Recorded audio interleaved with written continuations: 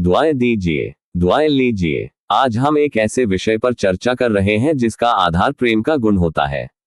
प्रेम के गुण के बिना एक विशेष प्रकार की भावना पैदा नहीं होती है। वह भावना कौन सी है जो प्रेम की भाव की स्थिति के बिना पैदा नहीं हो सकती है? वह भावना है शुभ भावना। शुभ भावना अर्थात दुआ देने की भावना। शुभ भावना को गहरे अर्थों में समझेंगे तो पता चलेगा कि इसे ही दुआ कहा जाता है। दुआ भी भावना ही होती है। वह भावना शुभता से भरी हुई होती है। वह भावना एक निश्चित दिशा और ध्येय की ओर प्रवाहित होती है। दुआएं ही शुभ भावनाएं होती हैं। शुभ भावनाएं ही दुआएं होती हैं। इनमें कोई अंतर नहीं है। शुभ भावनाएं और दुआओं की भावनाएं प्रेम भाव के गुण से ही पैदा होती हैं। भावनाओं के लेवल पर दोनों प्रकार की भावनाएं होती हैं। पॉजिटिव भावनाएं, नेगेटिव भावनाएं, सुखद भावनाएं, दुखद भावनाएं। पॉजिटिव और सुखद भावनाओं को दुआएं कहा जाता है। नेगेटिव और दुखद भावनाओं को बद्दुआएं कहा जाता है। दुआएं क्या होती हैं? दुआएं भी दी जा सकती हैं। बद्दुआएं क्या होती हैं? बद्दुआएं भी दी जा सकती है। दुआएं देना और बद्दुआएं देना किसे कहते हैं? आइए इसे बहुआयामी दृष्टि से समझते हैं। दुआओं के विषय को अलग अलग दिशाओं से समझते हैं। इसे इस तरह भी समझें। पॉजिटिव शुद्ध व शुभ भावनात्मक और मानसिक ऊर्जा के इमर्ज होने और उसके निश्चित ध्येय के प्रति भेजने को दुआ कहते हैं। बद्दुआ देने का अर्थ ठीक इससे उल्टा होता है। दुआएं भी हम कई तरह से दे सकते हैं। बद्दुआएं भी हम कई तरह से दे सकते हैं। शुद्ध भाव से, शुद्ध संकल्प से, शुद्ध बोल से या अन्य प्रकार के स्थूल और सूक्ष्म कर्मों के द्वारा दुआएं दी जा सकती हैं। यदि आंतरिक भाव अशुद्ध हो तो ज्ञान और योग के अभ्यासी होते हुए भी आंतरिक अशुद्ध भाव की स्थिति से बद्दुआएं भी दी जा सकती हैं। अनेक कच्चे ज्ञानी और योगी आत्माओं के जीवन में ऐसा होते हुए हमने देखा और अनुभव किया है। उनसे संकल्प और भावनाओं के सूक्ष्म लेवल सूक्ष्म विकर्म भी होते रहते हैं।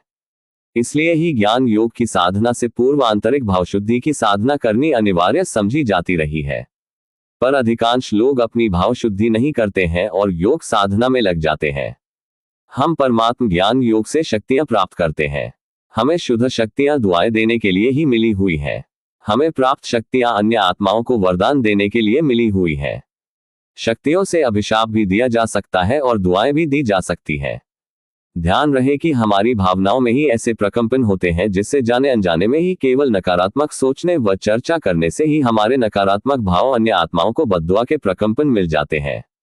ऐसा समझो जैसे कि हमने किसी भी आत्मा के लिए नेगेटिव सोचा तो तुरंत ही हमारे द्वारा नकारात्मक ऊर्जा उस आत्मा की तरफ गई और उन्हें बद्दुआएं मिली। हमारी आध्यात्मिक परमात्म शक्तियां अन्य आत्माओं को सुख शांति देने के लिए ही है। याद रहे कि यदि शक्तियों का बद्दुआएं देने में दुरुपयोग होता है तो शक्तियों से दुरुपयोग करने से विकर्म का खाता बनता है और धीरे धीरे प्राप्त की हुई शक्तियां निष्प्रभावी हो जाती हैं। शक्तियां न्यूट्रल होती हैं, उन्हें हम दिशा देते हैं। पवित्र जीवन में रहते हुए धीरे धीरे हमारी शक्तियां जमा होती हैं। हमारी सोच और हमारे कर्म बदल सतोगुनी हो जाते हैं। शक्तियां व्यर्थ जाने से बच जाती हैं। शक्तियों को हम सकारात्मक और समर्थ कार्यों में लगाते हैं। ज्ञानयोग और कर्मयोग के द्वारा जमा की हुई शक्तियों का उपयोग दोनों तरह से हो सकता है। कभी कभी तो ऐसा भी हो सकता है कि बहुत सी आत्माओं को ये पता ही नहीं चलता कि हमारे सिर्फ ऐसा जरा सा सोचने से या ऐसा भाव करने से या ऐसा कुछ बोलने से भी हमारी शक्तियों का दुरुपयोग हो सकता है। आत्मा विस्मृति के कारण साधारण बोल, विचार, भाव, अनुमान और भय के द्वारा किए हुए कर्मों से भी शक्तियों का दुरुपयोग होता है। प्रकंपनों की गति तो और भी अति सूक्ष्म है। इसलिए किन्हीं भी आत्मा के प्रति साधारण रूप से भी व्यर्थ सोचना या भाव करना भी अन्य आत्माओं के लिए बददुआ का कारण बन सकता है। हम ऐसी ही जीवन व्यवहार की बहुत सी बातों को बहुत हल्का समझकर चलते हैं। हम बहुत सी बातों के परिणाम के प्रति अज्ञानता में होते हैं, पर हम यह नहीं भूले कि उनके भी परिणाम समयांतर में बहुत प्रैक्टिकल हो सकते हैं। परिस्थितियां आती हैं और जाती हैं। यहाँ कुछ भी सदा ठहरता नहीं है। ना सदा सतयुग ठहरता है, ना सदा कलयुग ठहरता है, ना सदा सुख ठहरता है, ना सदा दुख ठहरता है, ना सदा प्रेम ठहरता है, ना सदा घृणा ठहरती है। आत्मा शाश्वत है, वह सदा है। परमात्मा शाश्वत है, वह सदा है। बाकी सब कुछ बदलता रहता है। परिस्थितियां भी बदलती रहती हैं। परिस्थितियां हमारी मानसिक या भावनात्मक दिशा को परिवर्तित ना कर पाएं। हम कभी दुर्वासा ऋषि के समान ना बने। दुर्वासा ऋषि का ऐतिहासिक वर्णन है कि वह अपने व्यक्तित्व की छवि और संस्कारों के कारण ही किसी भी छोटी सी बात में ही किसी को भी बददुआ दे दिया करते थे। यह ऐसा वास्तव में योग तपस्या की पृष्ठभूमि में भाव की अशुद्धि रहने का परिणाम होता है। यह विवेक की कच्ची स्थिति का परिणाम ही शास्त्रों में वर्णन किया हुआ है। ये कच्ची स्थिति से ऐसा क्यों होता है? एक व्यक्ति या साधक के लिए क्यों वर्णन है? क्योंकि कुछ ऐसी आत्माएं होती हैं जिन्होंने एक आत्मा या परमात्मा में मन को एकाग्र करने की तपस्या तो करते हैं, लेकिन तपस्या से पूर्व आत्मा के अंतःकरण की भाव शुद्धि नहीं हुई होती है। इसलिए ही योग तपस्या करने के बावजूद भी आंतरिक भाव और भावनाओं की अपवित्र स्थिति बनी रहती है। यही कारण होता है कि ऐसी आत्माओं से काल देश परिस्थिति के अनुसार बददुआ श्राप की भावना प्रकट हो जाती थी। बद्दुआ देने का कोई कारण तो सिर्फ निमित्त मात्र होता है, लेकिन उसके परोक्ष में अंतःकरण की अशुद्धि मूल कारण होता है। फिर धीरे धीरे बद्दुआ देने की आदत सी बन जाती है।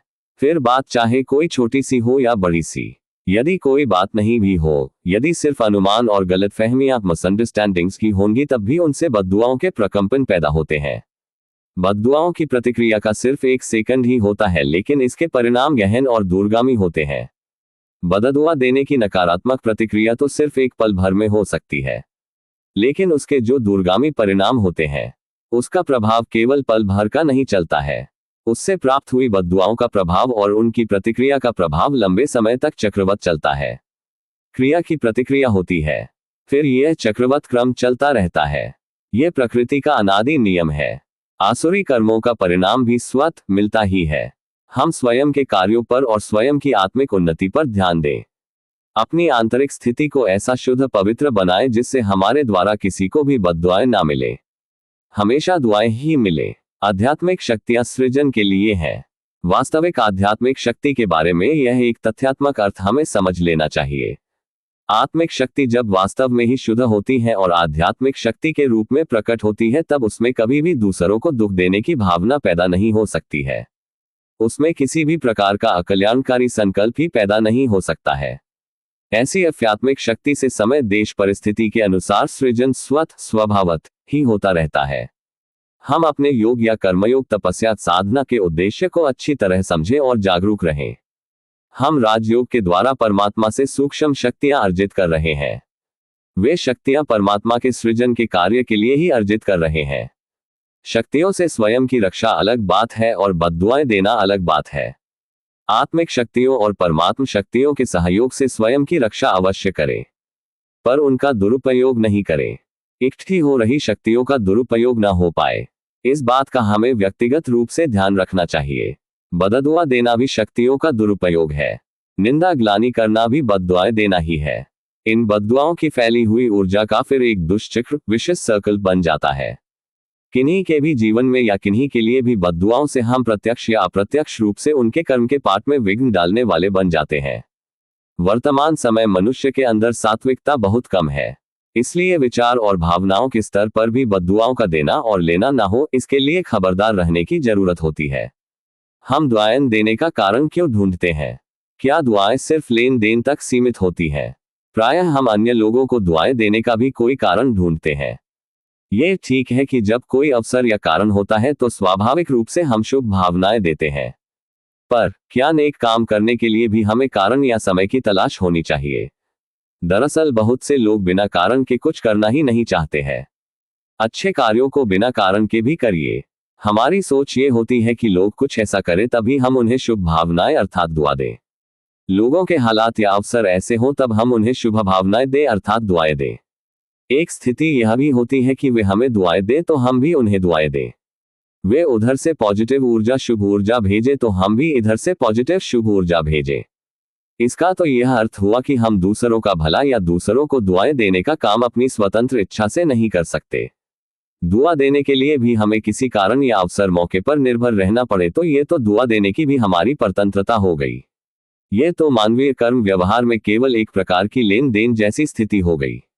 मान लीजिए कि यदि लोग ऐसा कुछ करते हैं जिससे वे दुआओं के हकदार हो जाते हैं, अर्थात मान लीजिए लोगों ने किसी भी कार्य में पॉजिटिव और शुभ शक्ति लगाई है, तो प्राकृतिक रूप से उन्हें वैसी ही शक्ति मिलेगी। उन्हें नेचुरली ही लोगों की वैसी ही पॉजिटिव शुभ ऊर्जा वापस मिलती है। ये तो हुआ कि उनके कार्यों के फलस्वरूप ही उन्हें स्वतः ऑटोमेटिकली की एक रिवॉर्ड मिला, दुआएं मिली। तो फिर इसमें हमने अपनी तरफ से स्वतंत्र रूप से क्या कर्म किया? क्या हमने स्वतंत्र रूप दुआएं देने की सेवा की? नहीं, कुछ भी नहीं। इसमें वह हमारा दुआएं देना हुआ या उनका खुद स्वयं का पुरुषार्थ हुआ? वह तो हमारी सिर्फ प्रतिक्रिया हुई। इसमें हमने स्वयं की तरफ से तो कोई दुआ देने का दातापन का काम नहीं किया। ये तो उनके कार्यों का परिणाम था जिससे उनको वे दुआएं हमारे द्वारा या अन्य लोगों के द्वारा मिली। इसमें हमारा स्वतंत्र रूप से भाव विचारों के कर्मों का क्या हाथ रहा? इस तरह की दुआओं के देने की इस प्रक्रिया में हम तो मास्टर दाता नहीं हुए ना। उन्होंने दी तो मैंने भी दी। ये तो प्रकृति के नियम अनुसार ही ऑटोमेटिकली भी लेन देन की क्रिया और प्रतिक्रिया होती ही है। ये तो ऐसा समझो कि जैसे कारण और प्रभाव, कॉज एंड इफेक्ट का नियम हुआ। इसमें हमने तो स्वयं ही अपनी इच्छा और भावना से तो दुआएं देने का काम नहीं किया। दुआएं लेने और देने के मामले में भी ऐसा ही प्रायः हम सभी करते हैं।